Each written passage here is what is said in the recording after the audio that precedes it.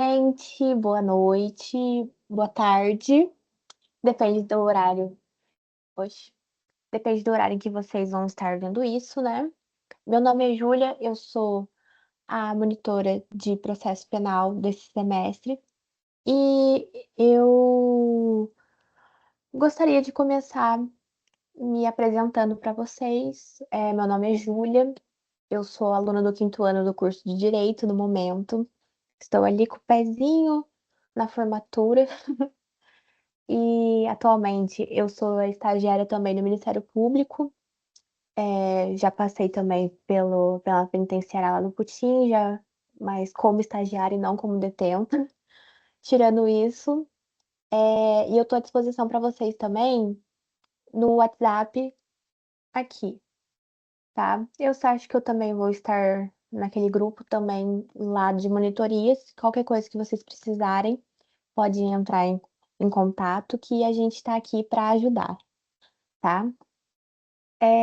Então, eu conversei com o professor Fred sobre o conteúdo da prova de vocês, né? Que a prova de vocês, é na semana que vem, a outra é na outra, eu acho que no noturno, alguma coisa desse tipo. E ele pediu para eu focar em algumas coisas, mas deixou bem claro que é importante estudar tudo. Afinal, a prova é semestral. Eu sei que a gente ainda está no começo, mas vai chegar o momento que o Frederico vai pegar e vai falar: a prova é semestral e não bimestral. E eu queria começar pelos fundamentos do processo penal. Bom, a gente sabe que o processo penal ele vem desde antigamente desde lá do direito romano, onde, por exemplo, tinha a lei, onde era aleatório, muitas vezes você até empurrava a pessoa do precipício e falasse: se ela viver é porque ela era, ela era inocente. Algumas vezes eu vou dar uma gaguejada, vou estar falando assim, porque é a primeira vez em que eu fico com monitoria, e eu tenho um pouco de dificuldade em falar. Então, se vocês virem alguma coisa assim, não se preocupem que tá tudo bem. Mas é que eu tenho um pouco de dificuldade em falar em público, e isso está sendo um desafio para mim, que eu gostei muito do desafio. Mas eu amo a matéria e eu gosto muito de falar. E aí eu propus esse desafio para mim, essa isso. Tá. O que é o processo penal e por que que ele existe?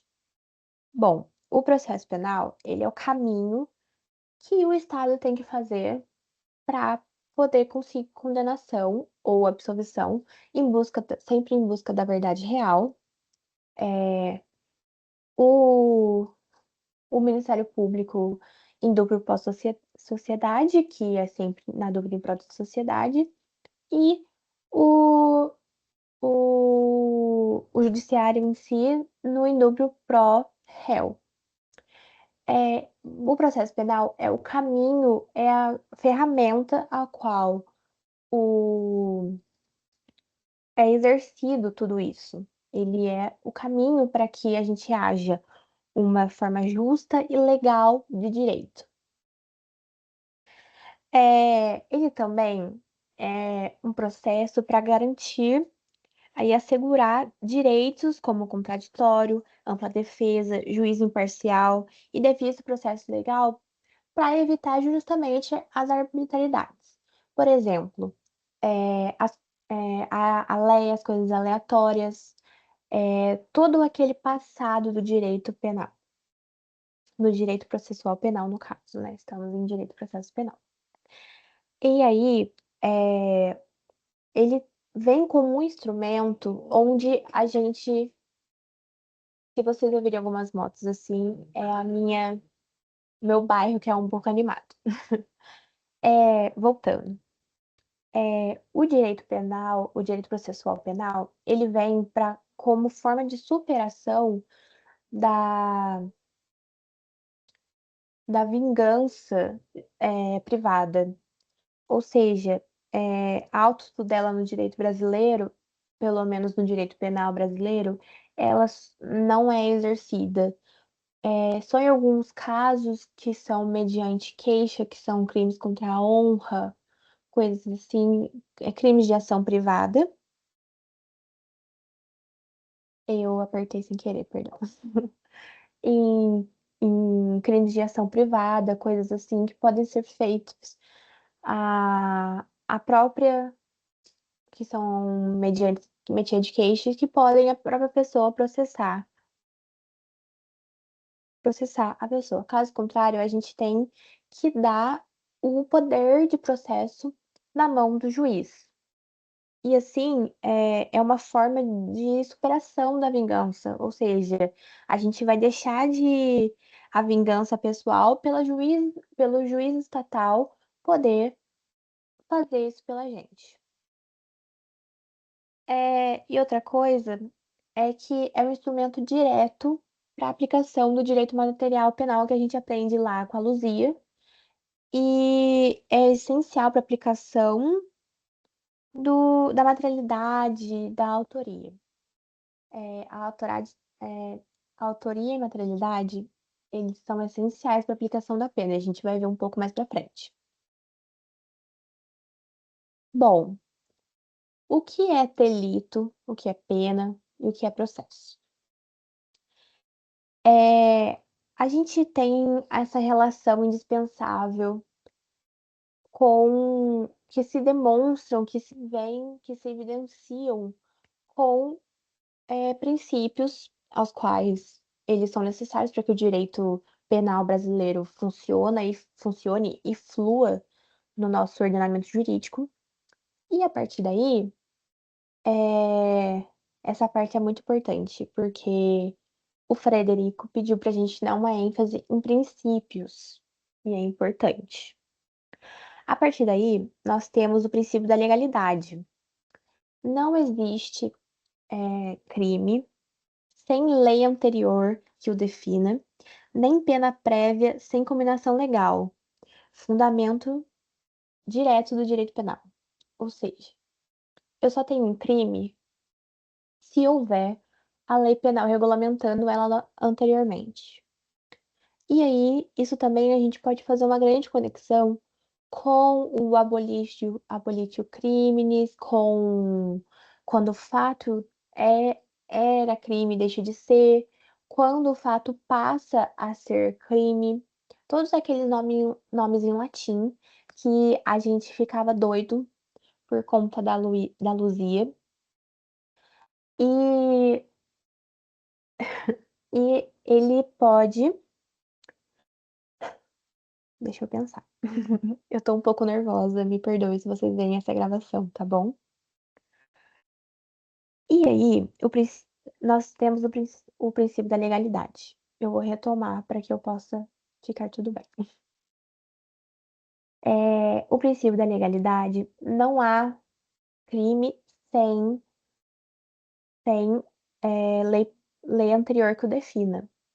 Sempre, eu vou falar um pouco da prática agora. Sempre que a gente tá lá no estágio e a gente tem que olhar o fato a data do fato. E aí a gente pega e a gente olha, a gente tipifica. Tipo, ai, eu acho que é um estelionato. Ai, eu acho que é um homicídio, por exemplo. Então, o que que a gente faz? A gente abre o site do Planalto e vê, olha, na data do fato, as condições desse crime eram essa. Por exemplo, um exemplo, feminicídio. Feminicídio não era crime autônomo, era apenas uma qualificadora do homicídio, e a partir do ano passado, ou do retrasado, virou crime autônomo. Então, a pessoa não pode ser julgada por um crime que não existia antes. Ou seja, se eu não lembro a certa data, por exemplo, foi no dia 8 de outubro, mas eu cometi, que virou crime, mas eu cometi o crime no dia 7 de outubro, eu não posso ser julgada por aquele fato. Naquela tipificação do crime autônomo, tem que ser pelo pela qualificadora. Após, nós temos a importância do processo penal, né? O processo penal ele é essencial para apurar a materialidade do delito e da autoria, garantindo decisão justa e legítima. Após a proteção do acusado, o processo penal ele funciona como escudo contra abusos, protegendo o direito do acusado e assegurando a justiça. Sempre que a gente vai fazer uma cota, alguma coisa assim, é sempre buscando a verdade real, para que não haja injustiças, para que não haja, tipo, a pessoa não cometeu isso mesmo e tudo mais. A gente sempre está ali tentando indúbio para a sociedade, mas também o indúbio pro réu, ele é extremamente importante, porque antes você absolver alguém porque você está em dúvida do que você condenar uma pessoa inocente. Essa frase é a primeira frase do caderno de processo penal que o Fred pediu pra gente anotar. E ela me marcou muito, sabe? Porque realmente o processo penal, ele é ali uma coisa mais barra pesada, assim, entendeu? Porque você tá ali direito processo, direito processual civil, por exemplo. Você vai ver famílias. Ah, contratos. Mas não, penal ele já é um pouquinho mais assim, porque a gente tá lidando muitas vezes com meios jurídicos muito importantes. Então,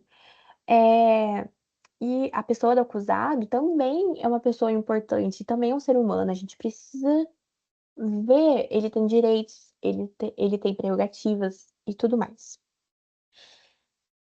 E o direito penal, o processo penal, ele também vem assegurando resposta penal legítima, proporcional e compatível com o Estado Democrático de Direito. Afinal, ele também é uma pessoa, a vida dele também está ali em jogo. Muitos crimes a pena é altíssima, então é importante sim lidar com isso. Bom, no próximo slide, a gente vai lidar com os sistemas processuais penais. É, Pela doutrina, nós temos três sistemas penais elencados pelos doutrinadores.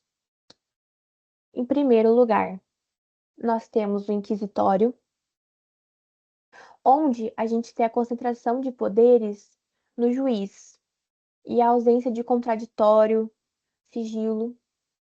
O inquisitório, ele é um, ele é um momento em que a gente produz provas e que não tem contraditório, porque tem sim a figura do investigado, mas ele não consegue exercer o contraditório naquele momento. Não é o momento para ele exercer aquilo.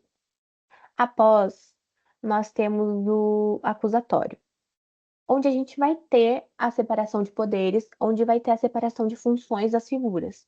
O juiz, ele vai ser imparcial, ele vai respeitando sempre os princípios do juiz natural e tudo mais. E após, a gente vai ter o contraditório, a ampla defesa, tudo certinho, bonitinho, com seu devido lugar, em cada um exercendo o papel. Fechou? E aí nós temos o modelo brasileiro.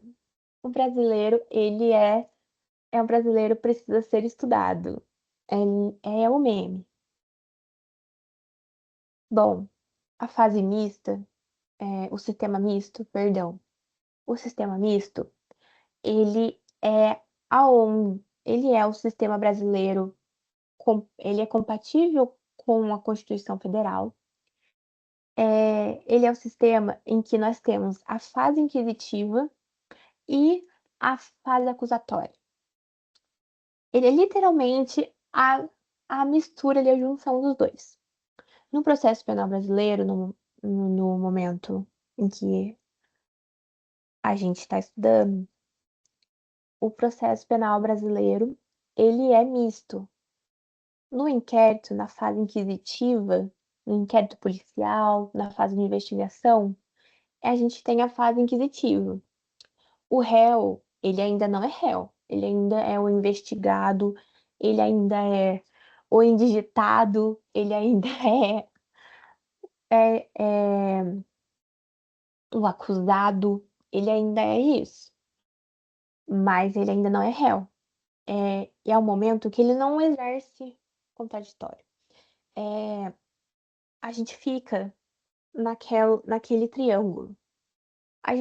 O poder está concentrado no juiz, mas ainda assim a gente tem a figura necessária na fase inquisitória brasileira.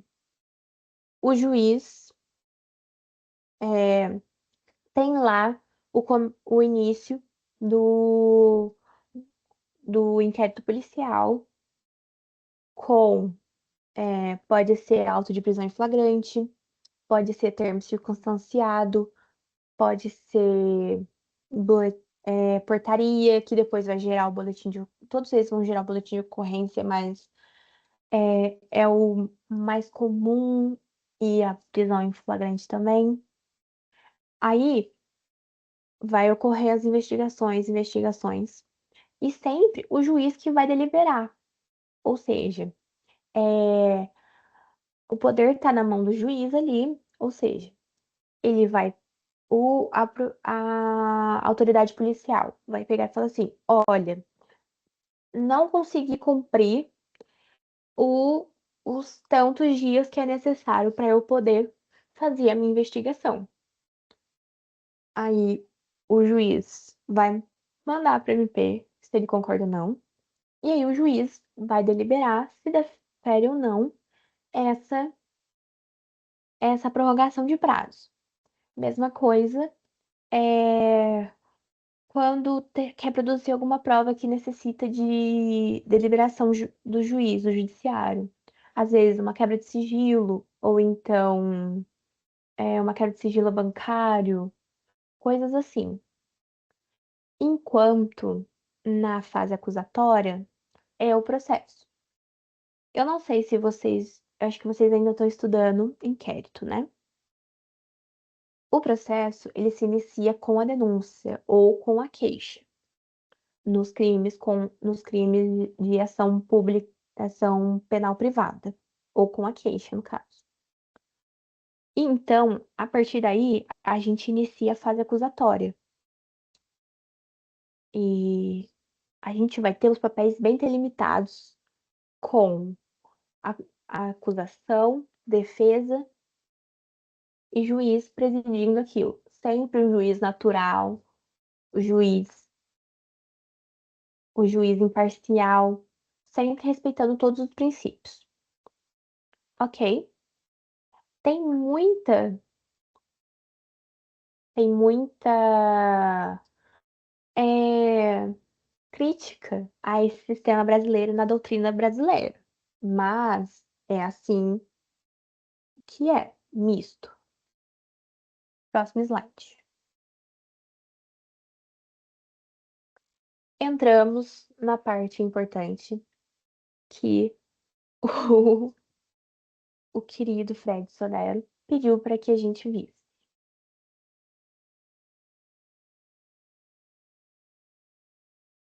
Primeiro ponto importantíssimo. Esses princípios, eles são princípios constitucionais. São princípios extremamente importantes sob pena de nulidade. Primeiro, nós temos a presunção de inocência.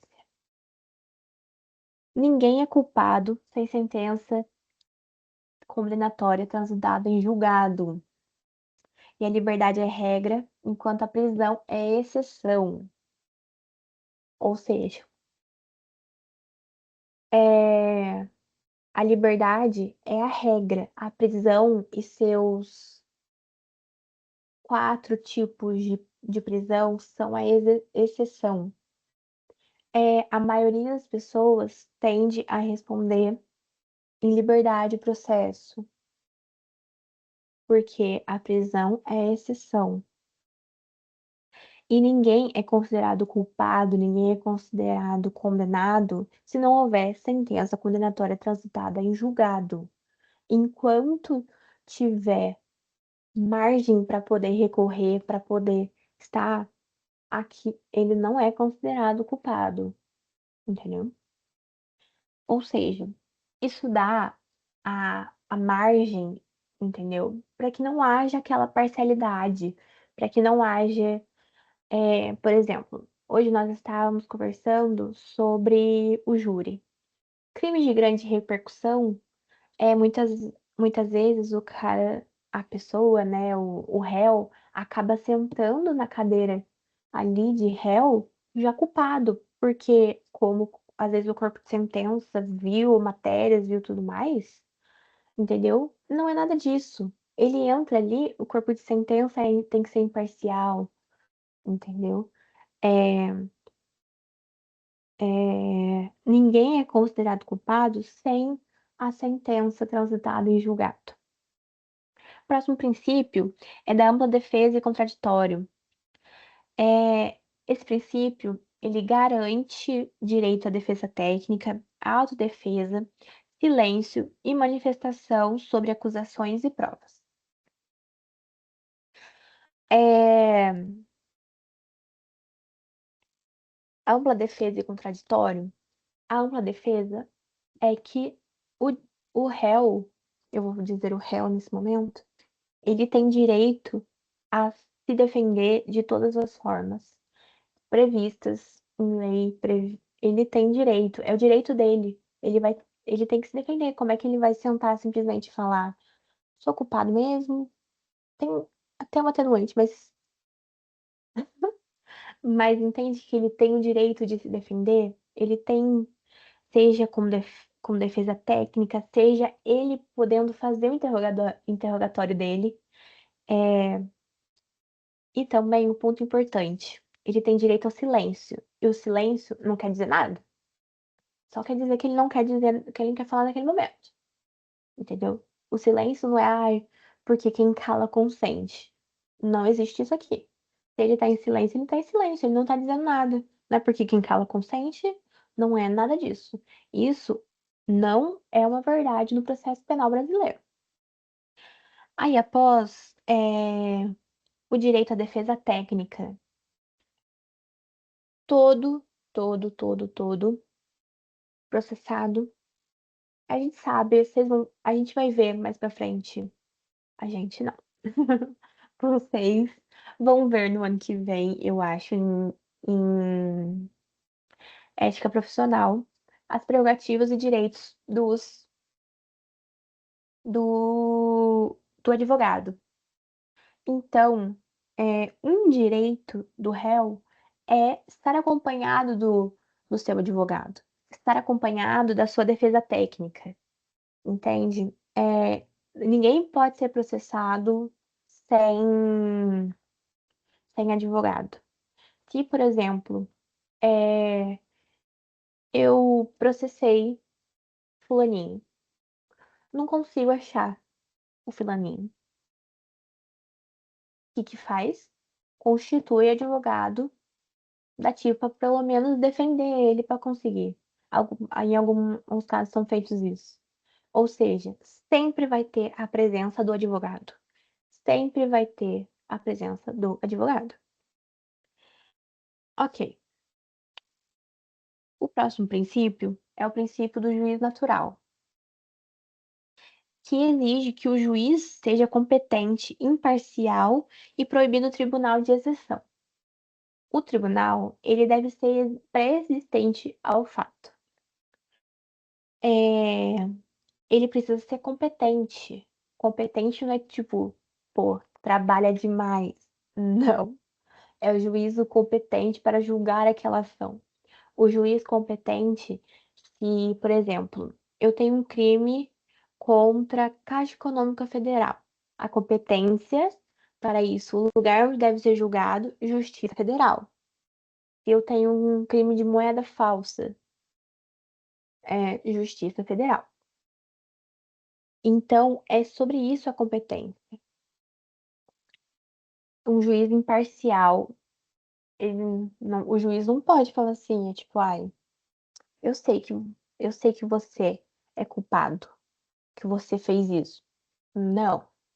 O juiz precisa ser imparcial e também é proibido o tribunal de exceção, ou seja, o tribunal só para julgar aquilo. Não.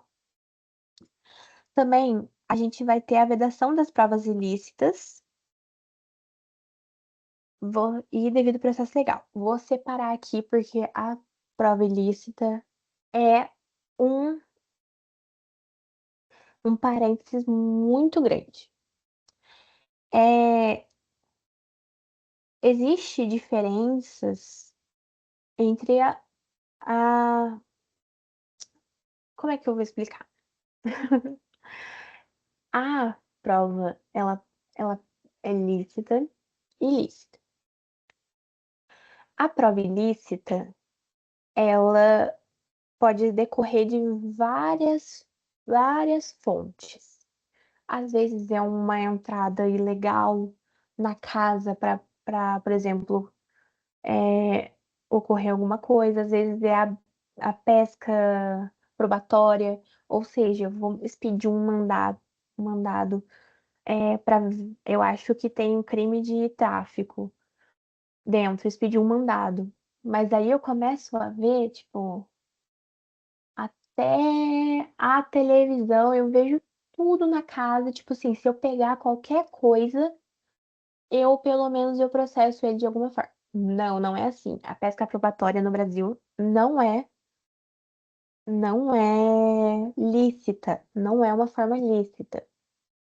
E aí, dessas provas ilícitas, nós temos a teoria da árvore dos frutos envenenados. Eu posso estar confundindo o nome, tá, gente?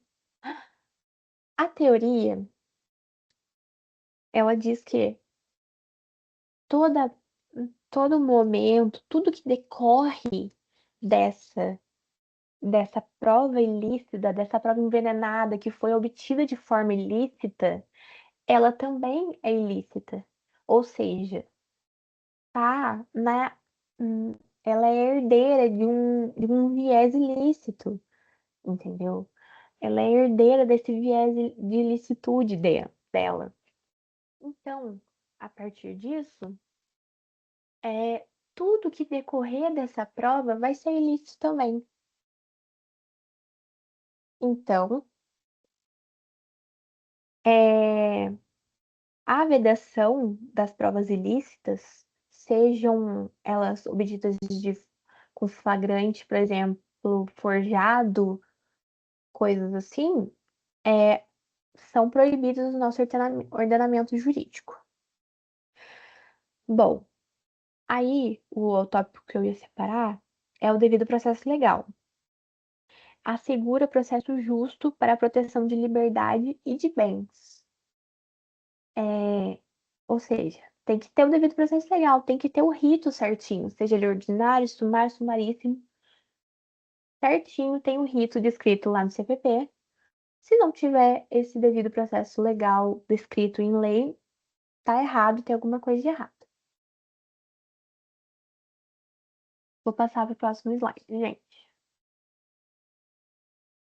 Aí, sei que pode estar, não tô me aprofundando muito, porque a gente tem 1 hora só de aula e eu não ia conseguir falar tudo. Então eu quis focar mais ou menos ali no, no que o Fred me orientou ali, beleza? Mas assim, não deixem de estudar todo o conteúdo. E eu acho que hoje à noite o noturno tem aula com ele e amanhã cedo, né? Então, ele vai orientar vocês melhores sobre o que estudar e tudo mais. E outro recadinho que eu vou dar no final, né? Mas que o que vocês precisarem podem me procurar. tá? Que eu ajudo vocês sem problema nenhum. Também pode mandar no grupo se quiser, pode mandar direto para mim. Fique à vontade, tá? Bom, o inquérito policial. Ele, o inquérito policial, ele é feito na fase pré-processual.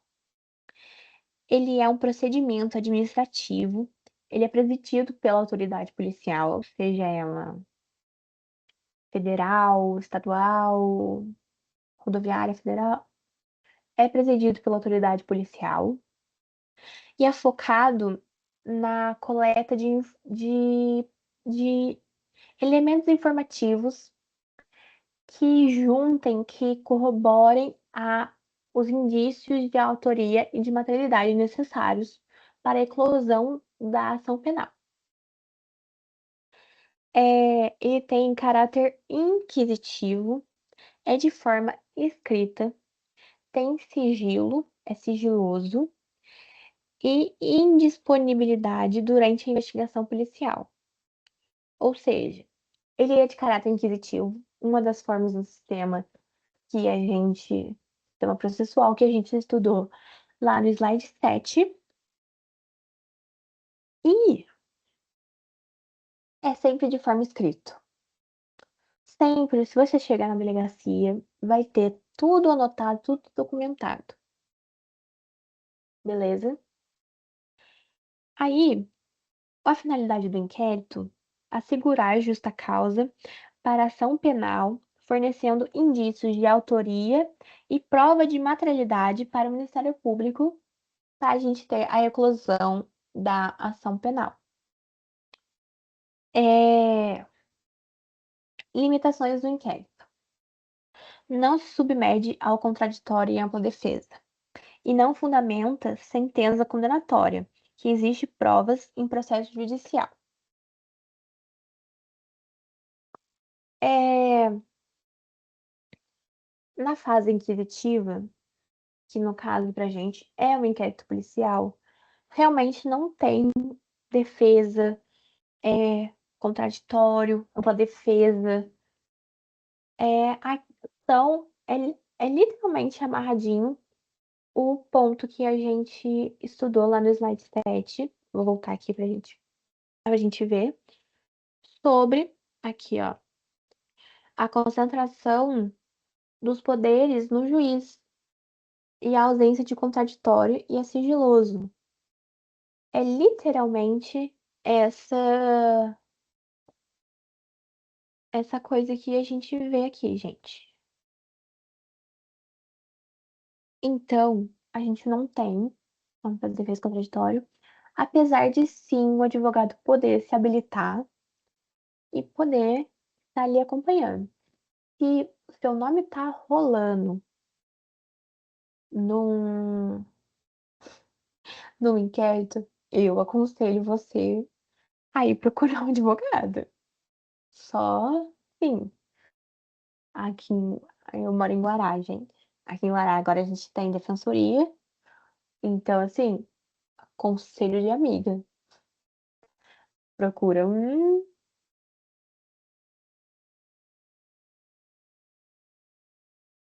procura um advogado.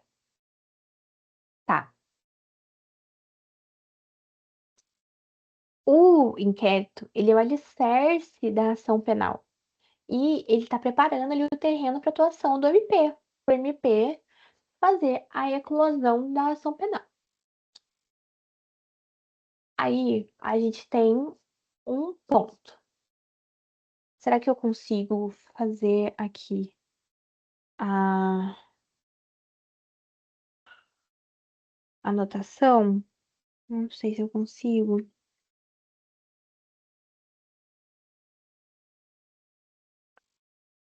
Vocês não veem, né?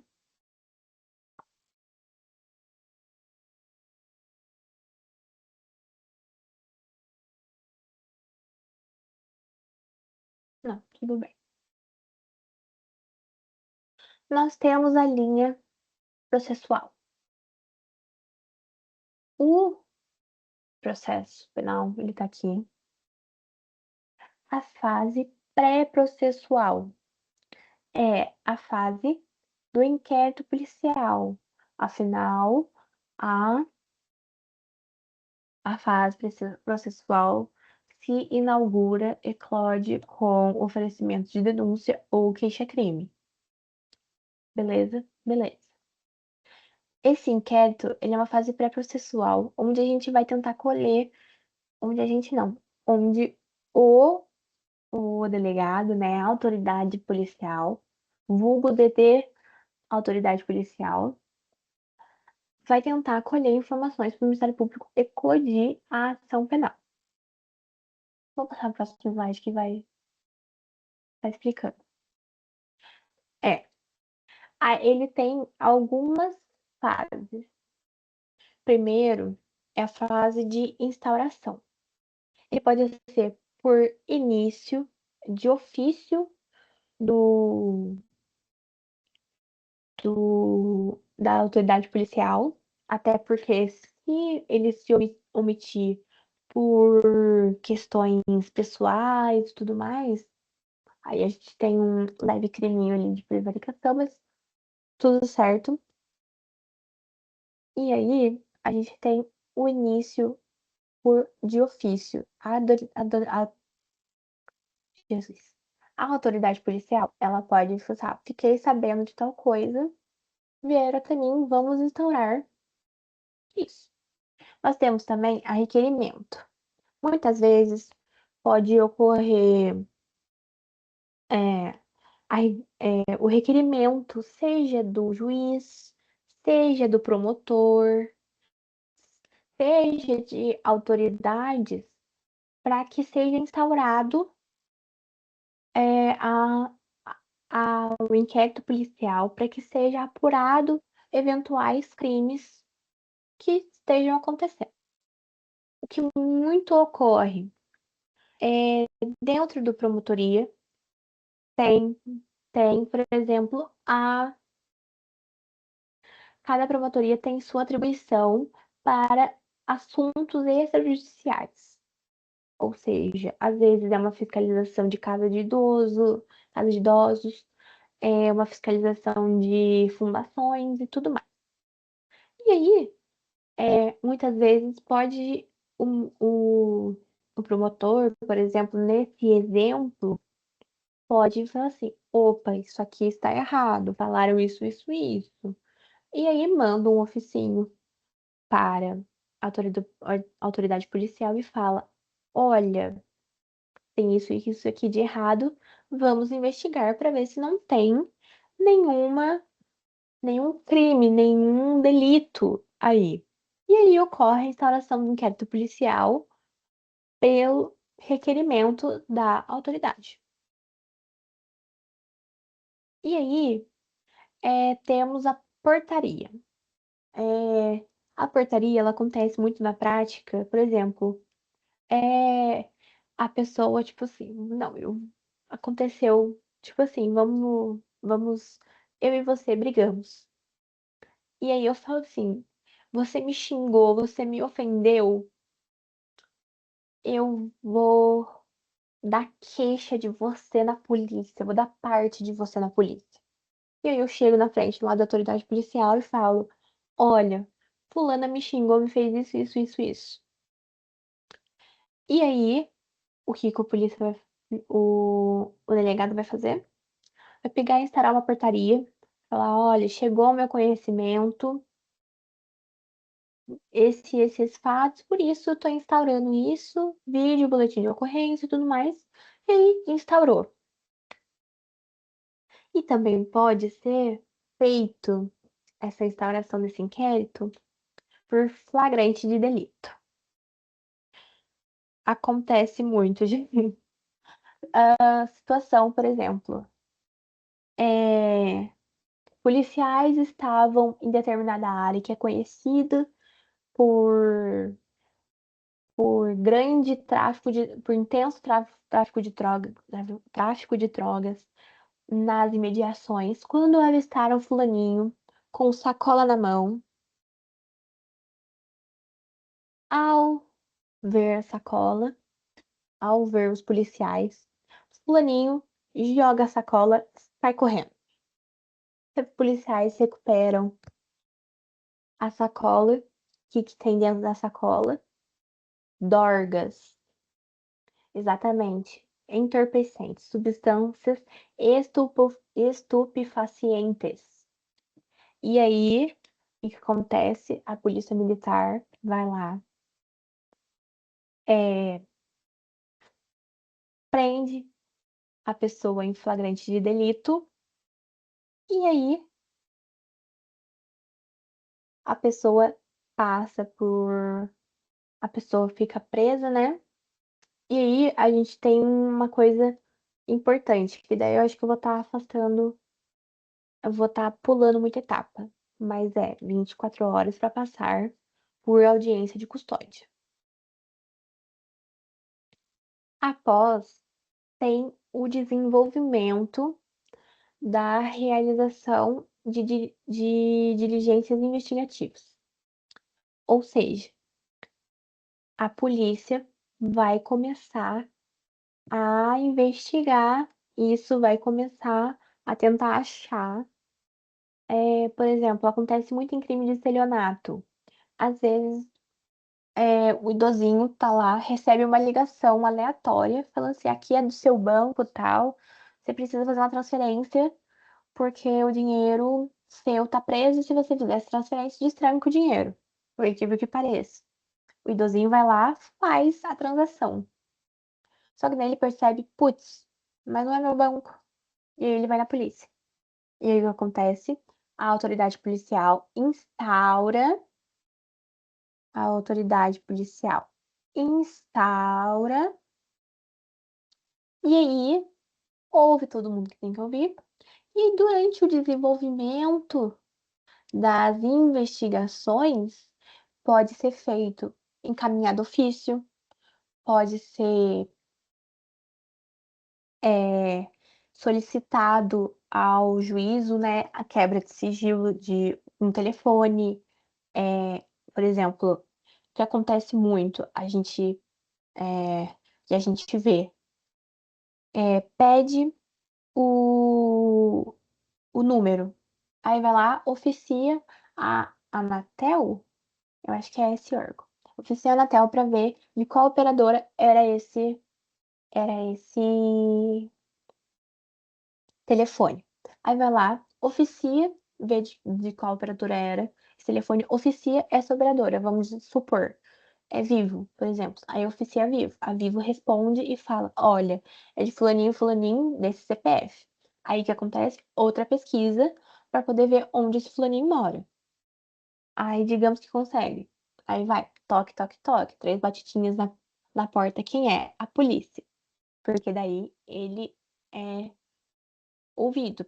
Ele, tem o interrogatório dele na fase pré-processual, existe o interrogatório, mas ele pode ficar em silêncio. E, de novo, é direito do réu ficar em silêncio, direito do investigado ficar em silêncio. Silêncio é silêncio, quem cala consente, não existe. Silêncio é, não diz nada o silêncio dele. E por fim, a gente vai ter a conclusão dessa investigação. Essa investigação, ela vai ser concluída, porque tudo tem que ter um fim, né? Não é. A gente vê ação, muitas vezes, os processos demorarem 1000 anos, mas assim, a gente tem um prazo para réu solto e réu preso, né? 30 dias para réu preso prorrogáveis por igual período. E por réus soltos, 7 dias. Calma aí, deixa eu olhar. Desculpa que eu não me lembro os prazos.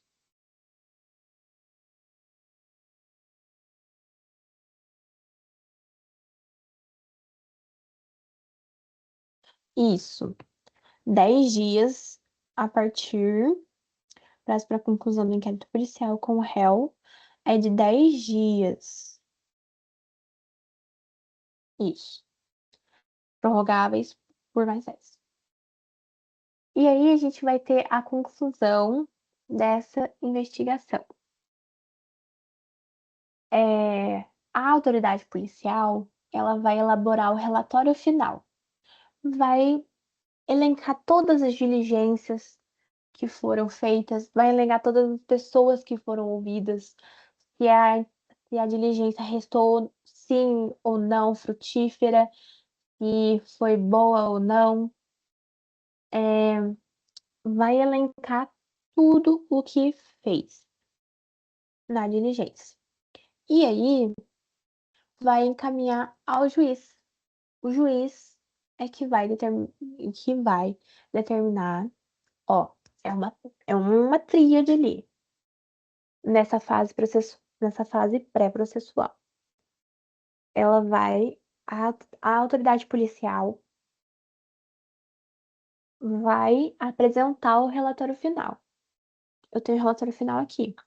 Fala, meritíssimo juiz, olha meu relatório final aqui. Eu concluí as investigações.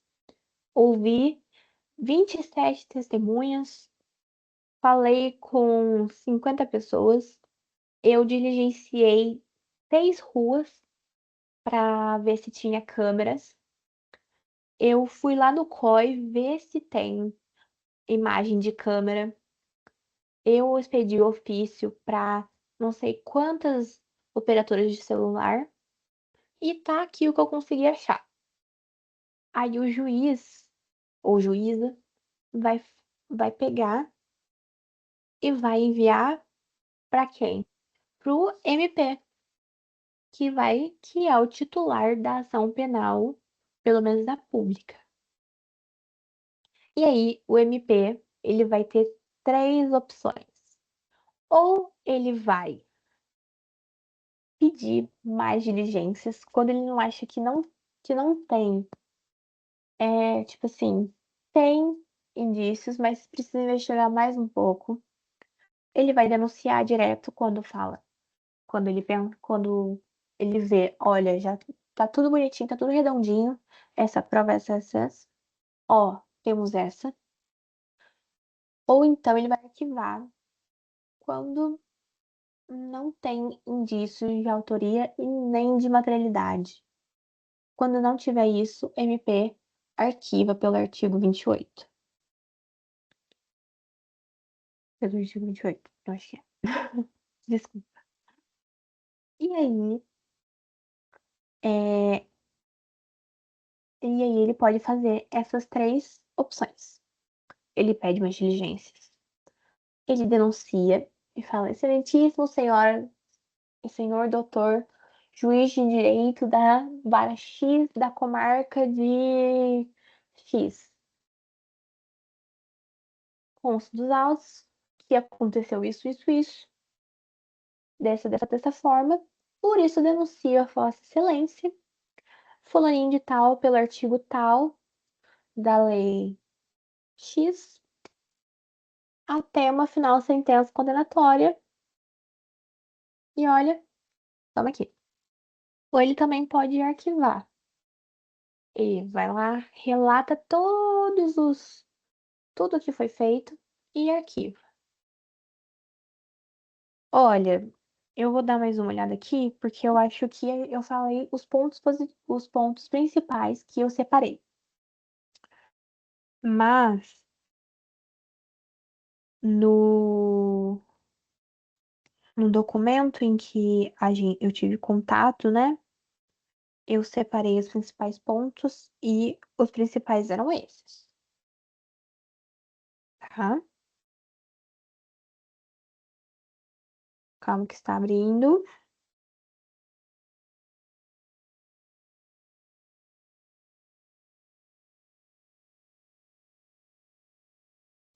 Oficial, estrutura.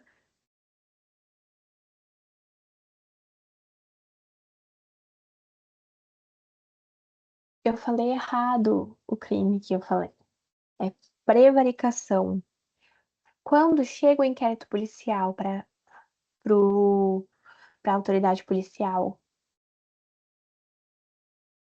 aqui, a autoridade policial, ele, ele tem que instaurar sob pena de prevaricação. Prevaricação, tá? Artigo 319. Requerimento, ok. Relatório final. Ah, lembrei. É, O relatório final, ele também pode ocorrer o indiciamento, seja ele direto ou indireto. É o momento em que a autoridade policial, ela individualiza o agente, do investigado, o suspeito, né, no momento. É, é o asseveramento do plano da possibilidade para o campo de probabilidade. Potencializa o posto dele de suspeito. Uma vez indicado nos autos do inquérito, o delegado comunicará aos órgãos de identificação e estatística. Quando a gente pega um inquérito, tá lá escrito oficia-se o IRGD, por exemplo. Tudo isso é, é, é isso que a autoridade está querendo dizer. E, e esse indiciamento, ele pode ocorrer em qualquer fase do processo. Só que no relatório final é que ele geralmente ele indica, entendeu? E ah, lembrei. Outra coisa aqui. Se o MP, se o MP arquivar o inquérito, ele pode ser reaberto depois com novas provas. O artigo 18, depois de arquivado, ele pode requerer a, a reabertura desse inquérito diante de novas provas, ok? Gente, era isso que eu tinha para falar hoje, tá? Eu separei os principais pontos. Me desculpa se eu fiquei nervosa. É a primeira vez que eu falo que eu dou uma aula assim. É, e eu estou disponível lá no meu WhatsApp, tá, gente? Deixa eu pôr aqui de novo. Esse númerozinho aqui, tá? Eu também entrei no grupo. Se precisarem de qualquer coisa, podem mandar dúvida, podem pedir qualquer coisa. Eu estou disponível para vocês, tá?